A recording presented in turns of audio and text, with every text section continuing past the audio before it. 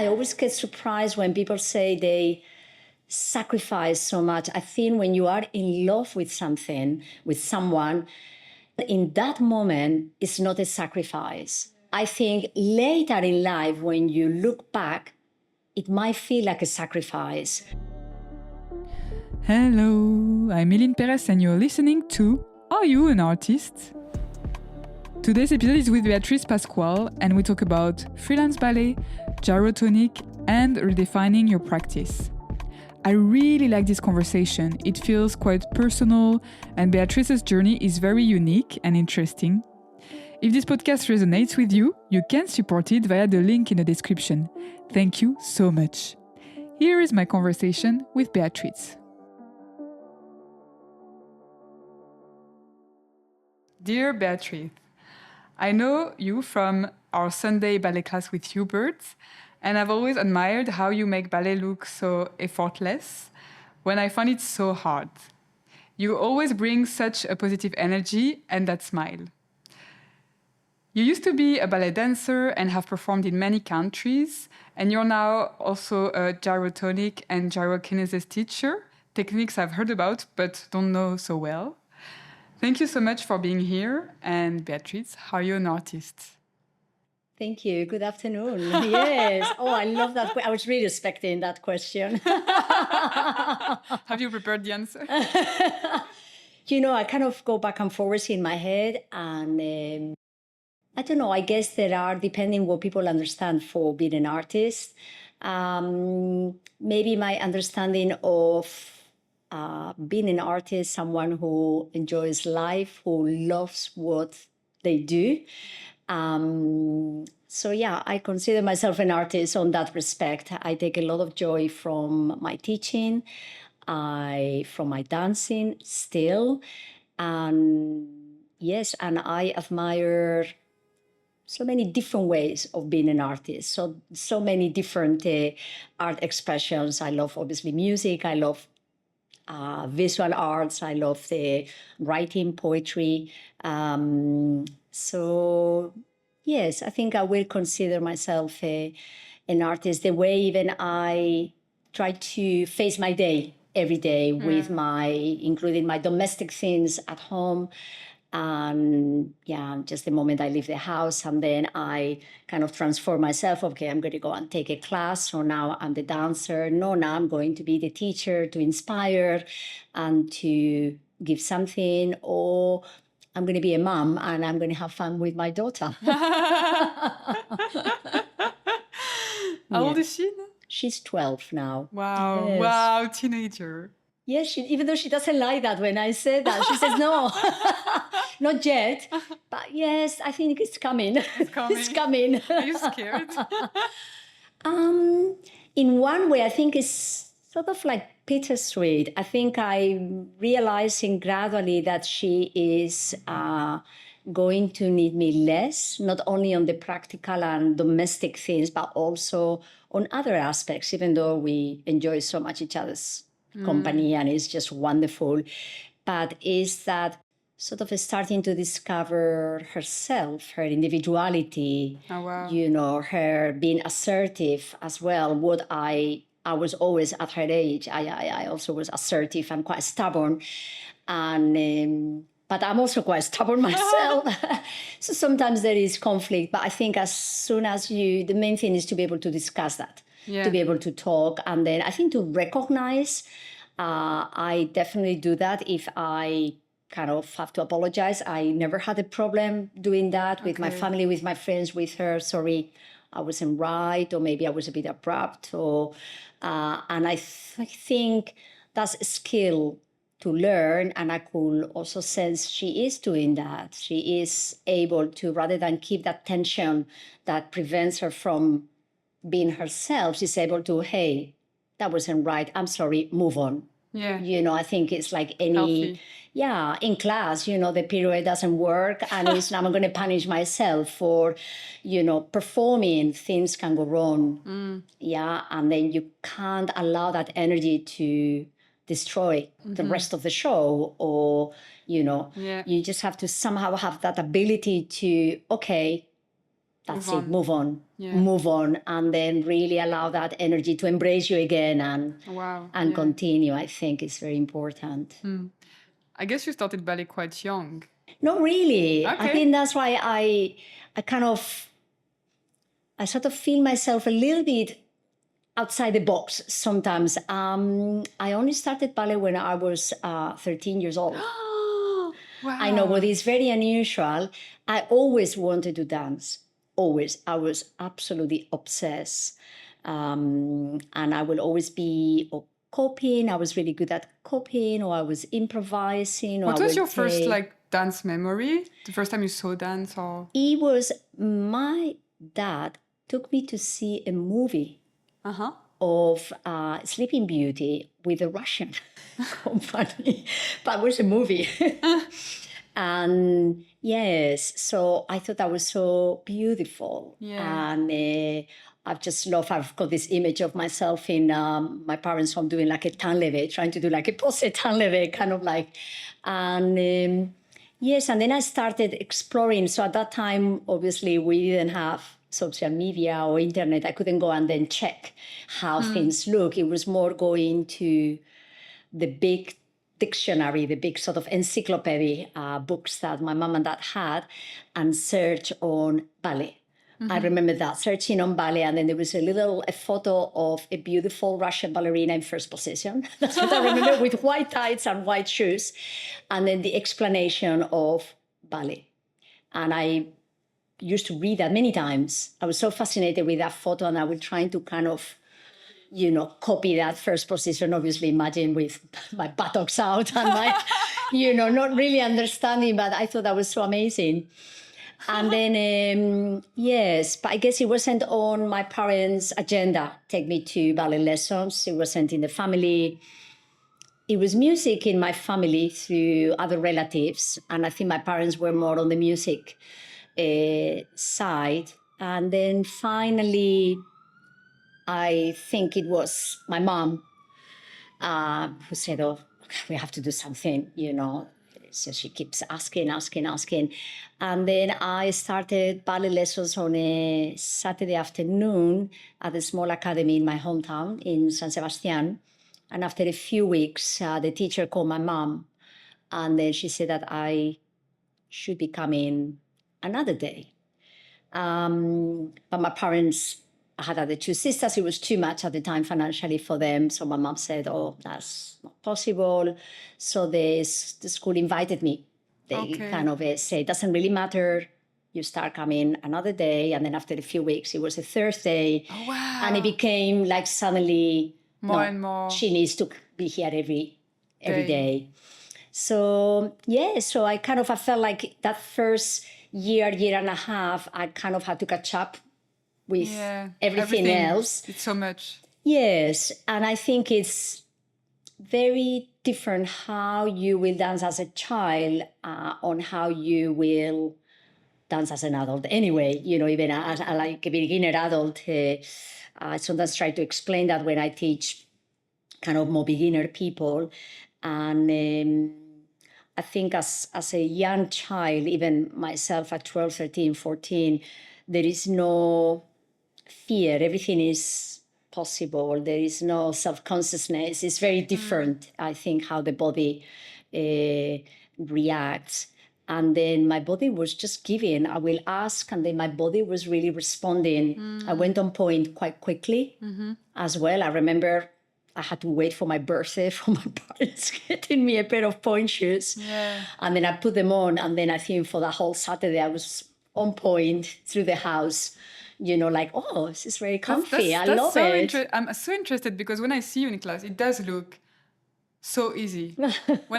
But also I know that you've been a professional ballet dancer, so obviously you've put so much work into it. Sure. But I was curious about how it was for you, like being young. Yes. Because I remember for me, like ballet was, my body was so against it. Right. So against it. Not wanting to respond. Really not. And I would be, I think, a bit better like when it was like boys kind of material, like jumping high, turning. Touralers, that was a bit like better. That. Yeah. But développer à la seconde, yeah. Not for me. Yes. So wow, interesting. Yes. But you just responded, and it was nice. Yes, and I think it was that desire. I mean, I feel like I used to say to my sister for so many years I've been wanting this, and then finally I Yeah. have it. It was, I used to say to mom and dad, you won't regret it, know. And then my dad was, typical, I guess, of that generation. He was more strict. He's like, okay, yeah, you can dance, but your studies, everything academically have to. And then I think he was lucky, and I was lucky because I was a good student as well. So I think I was able to. So it wasn't like I left my academic studies because of the dance. I kind of I worked really hard on both of them, and so if I couldn't be with friends, well, I couldn't go with friends anyway because I had ballet on Saturday. So it was like, but I never felt. I think I always get surprised when people say they sacrifice so much. I think when you are in love with something, with someone, you don't, in that moment, it's not a sacrifice. Yeah. I think later in life, when you look back, it might feel like a sacrifice. Yeah. But when you're there, for me, so in love with dance, so much, this is what I want to do. I didn't miss not being with my friends, so I will try to find a different way. And my friends, because good friends, I think, not friends to go out, I mean like really good friends, they will support me. Yeah. I still remain very good friends with them. They will really understand, and then they will find a way to maybe meet up at another time or whatever. So I've never felt that was a sacrifice. I mean, I'm sure when the people come, I mean, I know they are maybe more amateur or beginner, but they come on a Sunday to a ballet class. They don't go, they are sort of maybe missing something. I guess, no, they are getting so much out of it. Yeah. And so, yeah. That's why I feel like you can see in a class, especially if it's, I don't know, late in the evening or like early morning or a Sunday, you really have committed people. Completely. Because they want to be there. Totally. It's not like they were just walking around and And I think London as well, I think I was talking today to one student of how London has so much to offer. I mean, I've got this love-hate relationship with this city because it has so much to offer, but at the same time it's a tough city. Yeah. It's rough on the sense, public transport, it takes... you wait. Yes, you need a level of organization as well, being a very organized person. And if you don't take the risk, it's very easy to kind of get, trapped in whatever your little space is, your usual routine. And I think it's good to take the risk and also go and explore things that they are less conventional. I think that's what London is really interesting. It's not always about the same places. It's always, I think it's good to be a little bit, to go out. Of the bubble. Completely. Yeah. And sometimes put yourself in different situations as well to see what other people are doing. I think, obviously we are blessed with incredible ballet companies, but there are wonderful dancers out there. But maybe they were not lucky enough. It's not that they were not good enough. I always say that to some students because we all know how important being the right moment at the right time to get that contract. Yeah, and sometimes maybe that didn't happen, but that doesn't reflect that the dancer is not good enough. That's what I'm trying to say. So I think sometimes supporting, a less popular performance, I think it's really important, and you get surprised of how many wonderful artists. And I think to keep being a performer with all that rejection, it makes you so resilient. Completely. And it really makes you, it kind of reinforces your passion in a way. Completely. Because if you're still there, you know that the people who are still there, they really want it and not for the money, for the fame or whatever. Yeah. Completely. It's not about being wrapped by an institution or be protected by an institution that is going to tell you how good you are. I think, and that was always for me, perhaps because I sort of started quite late. Everything I always feel has happened very late in my life. And in my partner, having my daughter. Everything has happened really late. And, somehow everyone is on a different journey. That's what I'm saying. Not everyone needs to, get the work, the job, get married, have a child, have a mortgage, That's the kind of you are in your own, it's your own journey. And that's what I used to think, it's my own journey. Maybe, I'm not going to be dancing with the Royal Ballet, but it's my own journey. I know what I can do. And then it's not about that fame, or it's not about that. Yes, there are roles that I would love to dance that, I haven't had that opportunity, but still maintaining that grounding quality as an artist and as an individual, I think is very important, very, very important. And it will, I feel that that's kind of defining me now as I'm getting older, and it's giving me that sense of confidence and gratitude as well. I think when I think back, like, wow, I've been, pretty strong and kind of, celebrate myself as well. Have you always worked like as a freelance ballet dancer? Not always, even though I think I'm really designed to be freelance. I think I always struggle with like dynamics, and I think sometimes certain dynamics in ballet companies, I find them a little bit toxic. I think I find them a little bit. Is it the hierarchy kind of approach? Exactly. And kind of to sort of someone else's deciding on, and you're doing this role, you're doing this other role. Of course, you are more suited to one or another role, of course, by all means. But I don't know. I think after I left K-pop, when I danced in South Africa, I think, I don't know,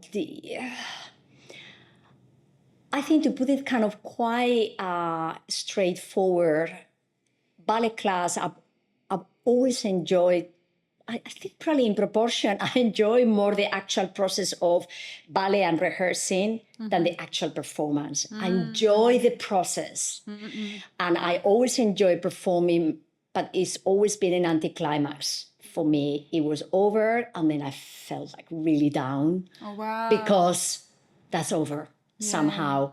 So I think the process of class, the process of rehearsing, class also, so it's not always the same class, always discovering. That was really fascinating for me. And I think, that's quite hard to find. So if you are in a ballet company, ballet class is, this is the class that you're going to have. And that's happened to me in K-pop. I wasn't happy with my ballet class. I thought, my God, I'm not going to improve here. So I wasn't worried about the roles. Yeah. I was like really thinking of my foundation. It's really interesting. That the ballet, the class, the technique was more about warming up and, just get yourself ready, get your feet, get your legs, get your turns, that's it. And then I think the process of class, the process of refinement, the process of really microscopic kind of look at the body and how it's changing as you get older, how it changes because I'm having a bad day or because, that kind of influencing and how you really understand that so you become the master of your own body. Yeah. And I think that's what I was really fascinated with more than, I really want to dance Odette. I mean, that would be amazing. But I think, and then somehow I was like, I think being self-employed, is an option. I think by being self-employed, it also requires a certain strength, mentally, emotionally, and psychologically. I think of, am I, maybe I'm not performing now, and then but I still need to keep my training because then an audition is going to happen, or an opportunity is going to happen, or someone, like has happened to me in class, has seen me and said, hey, you're going to work with me. So it's not always on, on a sheet of paper where I can see my name, I'm going to dance that. It's about different and it's kind hard of to challenge. I find it sometimes hard to explain. Like if I meet people and they're like, oh, you're a dancer. Are you doing anything at the moment? And you're like, well, I'm not really paid. I'm really interested in my practice and all. Yes. But then they're like, oh, is that there is no job? And it's really hard you have to every day Yes. explain Yeah. and yeah, it's very interesting. I think it's because, I have the feeling you experience and yourself and you define yourself as a dancer because you can't, that's who you are Yeah, as exactly. well. Yeah. Somehow is a way of thinking, a way of exploring even just movement around you. Exactly. Yeah, it doesn't have to be in class. It's just movement around you, just looking at nature. For me, it's so important to get myself grounded and, just looking at the sky when I go to the mountains in Spain. And then I think that's you define and you relate to that. Like movement is life. And then, you don't necessarily have, to be in a project all the time. Exactly. And then to be paid all the time, it's that kind of a. Yeah. So I think being self-employed is very difficult. And I think that's why teaching also came into my life. I think that I realized that I needed to find a balance where I will be able to sustain myself in moments of not paid projects. And then I always enjoy sharing my passion for dance. And yes, and I love being with people. I love being on my own, but I love being with people as well. So that's the the two. And then that's how the combination of teaching and that's when Gyrotonic also appeared in my life. When did you train in Gyrotonic? So I trained in Gyrotonic very late 90s. So it's 28 years ago. Okay. A very long time ago because I was I was working on an independent project as well in New York. And I was again in a moment where I need to find something else to enhance my classes. I need to find something. I need something else. And someone, really important dancer and artist called Antonia Franceschi, who I believe Hubert also mentioned, suggested, maybe once you are in New York, you should try. It used to be called White Cloud. Oh. And then when she said White Cloud, I thought this sounds like a drag. So then, but anyway. Sounds a bit like a cult or something. Yes, exactly. I was a bit like, However, I went to the studio and that was it. For me, I was converted. Oh, wow. I was like, this is what I've been looking for. This is what I need. So that was the beginning. I met the creator, Juliu Horvath. Wow. I trained with him.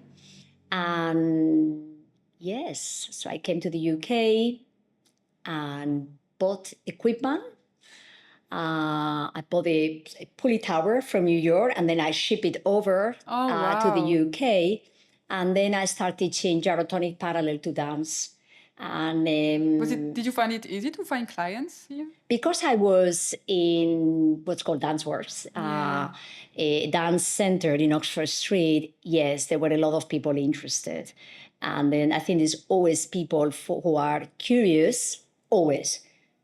It doesn't mean that these curious people are going to stick to something. Sometimes curious people, they kind of pick they try and from different things. But yes, it sort of became busy and it's just Juliu was a dancer, so a dancer who got injured many times because of a lot of forcing and a lot of over twisting and pushing, especially all the school, too much. And then he was a genius, developing the system, developing the equipment. He created, he designed. And Gyrotonic is based in circularity. So it's that sense of the idea of continuity that we definitely, sometimes classical ballet needs, I think, a little bit more emphasis. So it's not about positions all the time. It's about the energy. Yeah. So the body that takes us from one position into the next. Which is probably really helpful for bodies like mine who are it's almost like my body is so sensitive that it's going to get stiff very easily. Right. So it really needs gentleness and time, Completely. space. It's like a piece of wire. I always say to people, it's like a little piece of wire that you try make it pliable. So you kind of need with a lot of love and, intention, really gradually kind of move it. And then gradually, it doesn't kind of, it's not about stretching. Yeah. I always say this to people, stretching is very passive. And it's like, okay, it has to come from here to there. It's more about opposition. So it's about creating the space so the body learns that idea of yawning and moving, like it's moving the bones, it's moving the energy through the body. And so I think that kind of brought me into a different layer with my dancing. So at the same time, obviously, I was teaching, but I was practicing Gyrotonic myself a lot. And I think that kind of gave me a different dimension of understanding classical ballet. And I had a lot of fun, and I keep having a lot of fun because obviously the body gets older, but the mind gets wiser. So you can find ways to... Oh, wow, this is quite exciting. And that's, when I kind of, like I was telling you earlier on, after my mom passed, and then obviously my daughter was very young, and I had a bit of a breakdown, and I couldn't really put myself together. And I was just like, I kind of I needed some time. And then when I kind of realized that life was too new for me, having a baby was wonderful, but very new, not having my mom, very new, it's like dancing. Oh, I've danced all my life, or most of my life. I need to come back. I need to come back. And then, so that was kind of like, like I said to Hubert, I feel I'm back at quite a deep sort of a moment now. It's really enjoyable. I don't have the stress of like, oh my God, I have to be on the best shape because I'm performing or whatever. So I can just go to class for my own pleasure. Yeah. And so it's also very therapeutic. Yeah, I think, nowadays we hear about mental health, but I think it's very soothing. I don't punish myself, if I cannot turn. Did you used to feel that a bit more when you were performing? I guess there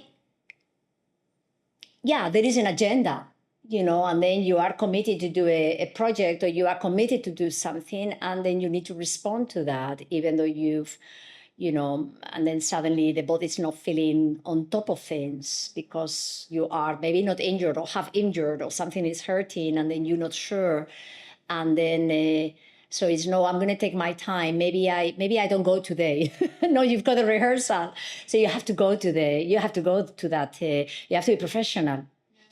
And then, so it's a very different mindset. And then that kind of mindset, I guess, is allowing me to have a different relationship with ballet in my life. It's very different.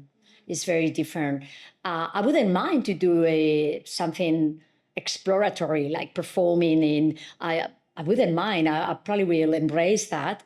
But I'm not desperate. I'm not thinking of that. Yeah. It's a different thing. It's really exploring. And then I feel by being very still active in my body when I teach, I can really connect with the dancer. Mm-hmm. I feel that it's not something that I did when I was younger. Yeah. And that's it. I haven't even done an adagio.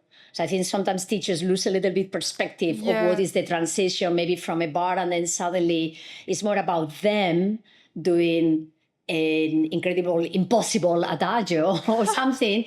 Do you know what I mean? So I think finding that kind of understanding when I teach, to the transition from bar into the center.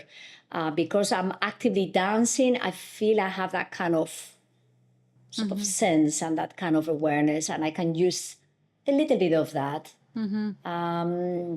It doesn't mean that I'm not going to push the dancers if I'm teaching. Of course, that's also part of as a teacher, you want to challenge the dancers, you want to inspire the dancers, but you want to be logical as well with that. Yeah. It's not about, as I say, you kind of giving incredibly impossible things. Yeah.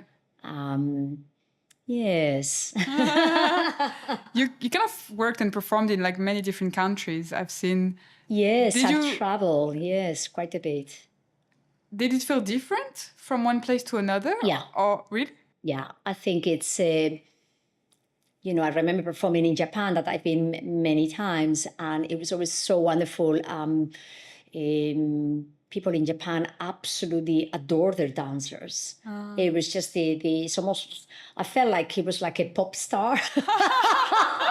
That kind of image, like you kind of leave the theater and then the girls are there, that kind of, I wasn't really used to that. I don't necessarily like that, but it was kind of a,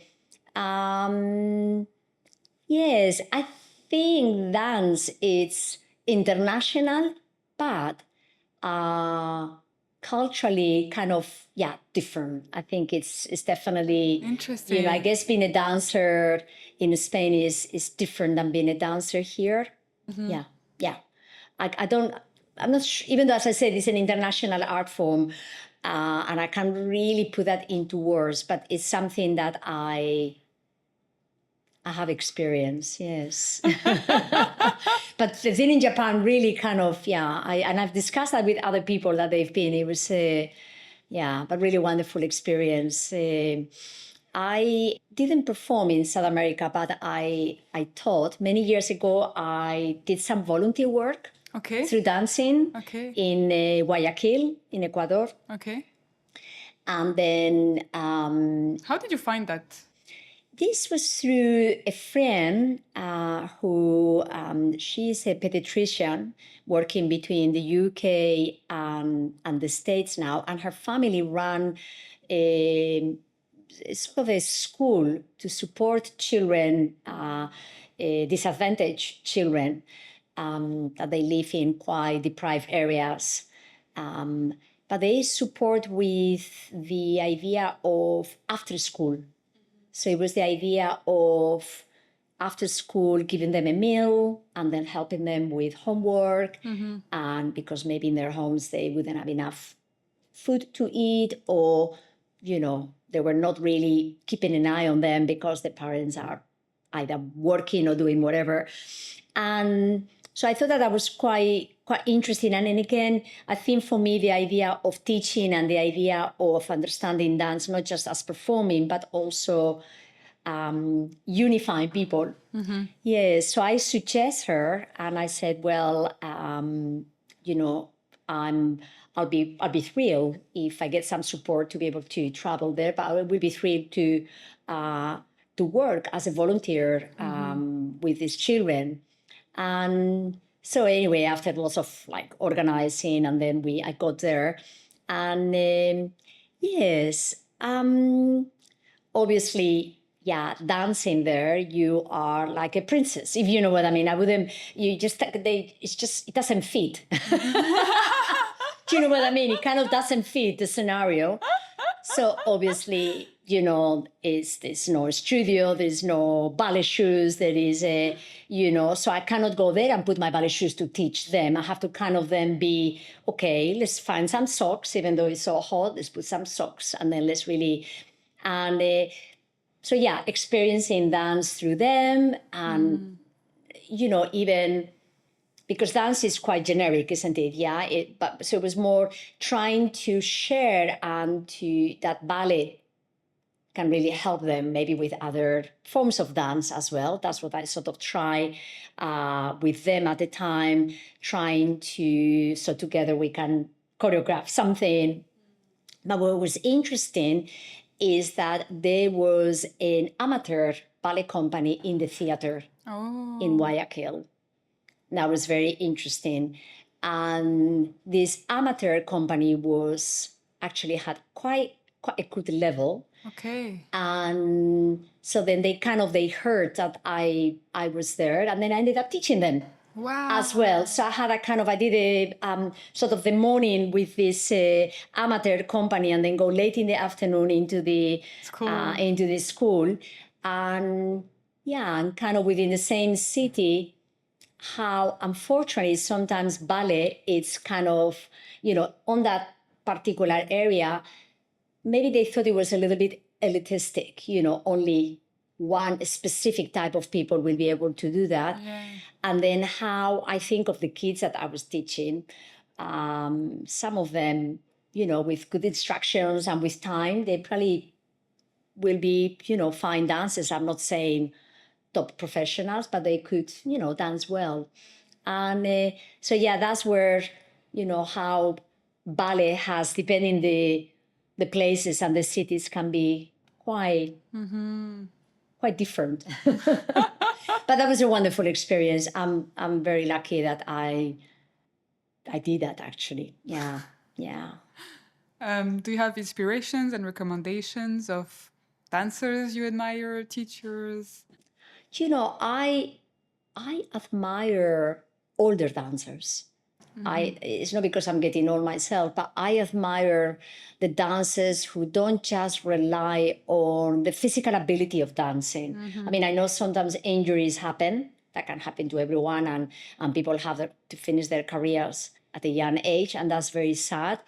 But I think the dancers who are brave to continue exploring and then not being scared of suddenly looking at themselves and then, okay, well, my developer is not going to come here. It's coming a little bit lower, but I'm still able to really produce such wonderful quality of movement.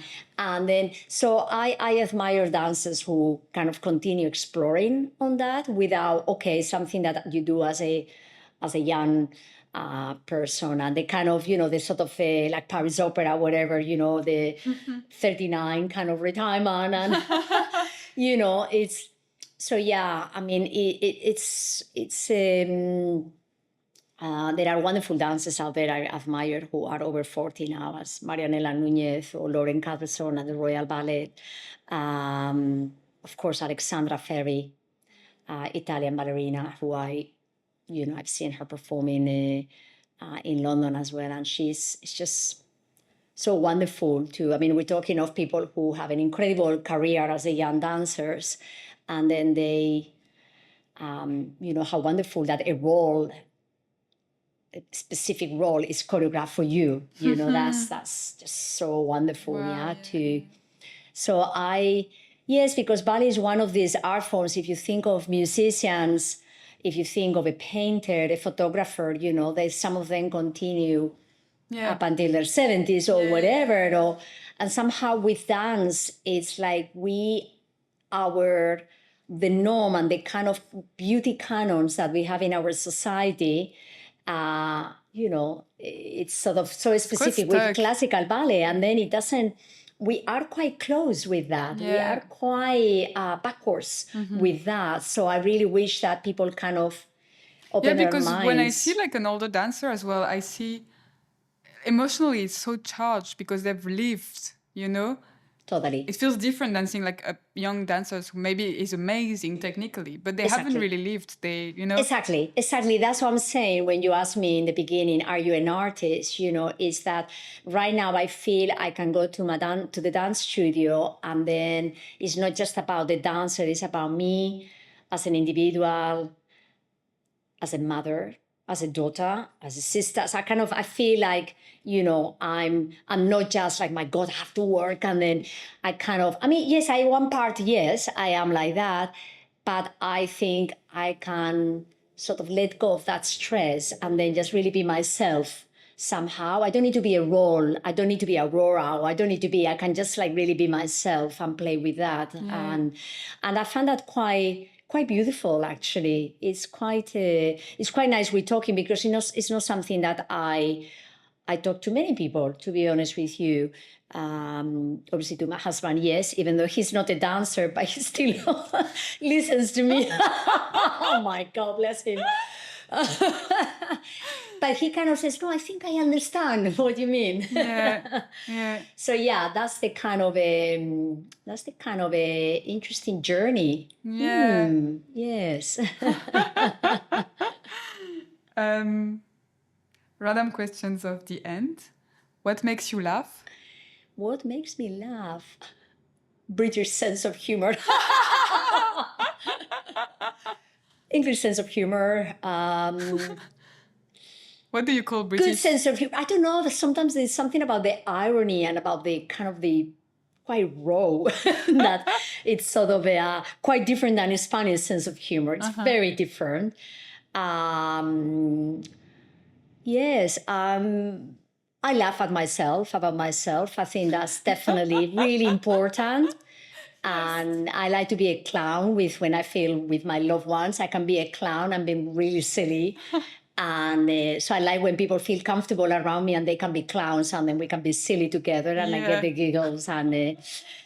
But yes, and I think just sometimes just life can suddenly bring you quite funny situations. And still we have to laugh, even though not because something is funny. I think we need to smile. I think that I would use the right word. I think the smile, and it's something that I try to practice when I go from one place to the other, because nowadays everyone look at the phone and nobody look at each other. And I try to look at people's eyes and kind of acknowledge. And then it's quite nice, It's not because someone is incredibly attractive or whatever. That's always nice. I look at attractive people. But I think it's just acknowledging each other. Yeah. It's just so nice. Especially in a city like London where you can feel so lonely because there are so many people. But yes, people obviously put their headphones and suddenly it's like, okay, I'm on my own world. I'm on my own world. But the reality is that this is not just your own world. This is a world that we all share. Yeah. And I think, I think acknowledging each other, smiling, and, I think I really believe on that kind of collective energy, that's kind of the energy that you share. Yeah. And we can make the world hopefully improves. A long way to go. Challenges every day. Yes. What do you think about talent? Talent. Yes, talent is such an interesting word. Gosh, you came up with that. Yes, talent, ability. Yes, I think certainly. I think, the talent is something that is innate in the person, and then either with dancing or a talent to, just a natural, wonderful tennis player or whatever, just have an ability. But when the talent is not curated, when the talent is not refined, and the talent, is not understood as well, then it gets a little bit lost. So I think talent is, I think everyone has a talent. Yeah. Some kind of talent. And I think finding that talent, finding something that you are good, that you take a lot of pleasure, that you can sparkle while doing that, it's important. I think comes from young age. I think playing, imagining, playing, create, be silly, be clown. I think when, so children also kind of explore further, I think playing is crucial to kind of discover that, again, if a talent is not, taken care of in terms of being polished, it's like a raw gold or whatever. It's beautiful, but if you want to make a beautiful ring, then you need to kind of really work beautifully on that shape and the right design or whatever. So I think it needs that kind of a care. Yes. Do you like to go to the supermarket? Yes, I do actually. Yes, and on my own. Yes, so if I don't have the time, no. If I have a little bit of extra time, I like to kind of explore different things. So it's like, I'm going to try this, I'm going to try that. Okay. If I'm on a mission that is, okay, I need bread and milk, then I'm on a mission and it's bread and milk, that's it. But if I have a little bit of time, or if I go to a supermarket on a different city, on a different country, not city, I love that. sort of exploring. What's there? Yes, Yeah. yes. So, yes, can be fun. Can be fun. If you could live a parallel life, what would you Yes. do? What do I do? What would I do?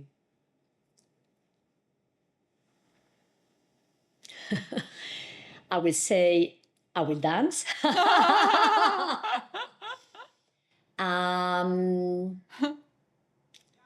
will write. Do you write now? Not as much as I've done in the past. And just my head, I don't know, I feel like my days are short. I feel I don't have enough time to do everything that I want to do. I have a bit the same at the moment. Yeah. And then, and I also need my sleep. I'm very strict. Before I could do, and as a dancer, I could go to bed very late. And that's it. I was completely fresh the next day. Oh, wow. Now I really need to sleep. That I find that to recover my body is really important. Otherwise, my body and my head really struggle. So then in the past, I think nights were quite creative, where I'll be able to maybe even write and come up with some ideas. Nowadays, it's a bit different. So I will come back to that. I always say, though, I will come back to that. Maybe to write about your life. Why not? Yes. I mean, I still find time to do other things. I go to music lessons and I go to drawing lessons as well. Oh, do you draw? Yes. I'm a life model also. Sorry? I'm a life model Oh, also. okay. Yeah. So, yes, drawing, art, again, I think I've got a wonderful art teacher who is not only drawing, we do lots of different projects with glass, with gold leaves, with color biro, with pencils. So I find that kind of moment of being creative in a different medium that is not with my body really also helps me with my dancing somehow. So I think maybe parallel life, maybe I will be a visual artist. But I think definitely creating and using that kind of this sort of inspiration. I don't think I could just do a job just for the money. I'm not that type of person. I think I need to do something that I really love, and then I feel that the money that I receive is an exchange. Yeah. That's I'm giving you this, you give me the money, rather than kind of a paid job where more transactional. I struggle with the Industrial Revolution concept. And they deserve holidays and all that. I kind of don't quite get it. Yeah. My friends think I'm a bit weird. Do you have any dream for the future? Right now is for my daughter it's for her to achieve what she wants to achieve, to be happy. To be happy, and that because she doesn't have brothers and sisters, that she finds her way and she finds her strength and her being assertive on what she does, and that she will be a very happy human being. That's what Yes. Oh, beautiful. Thank you so much. Oh, thank you. Thanks to you.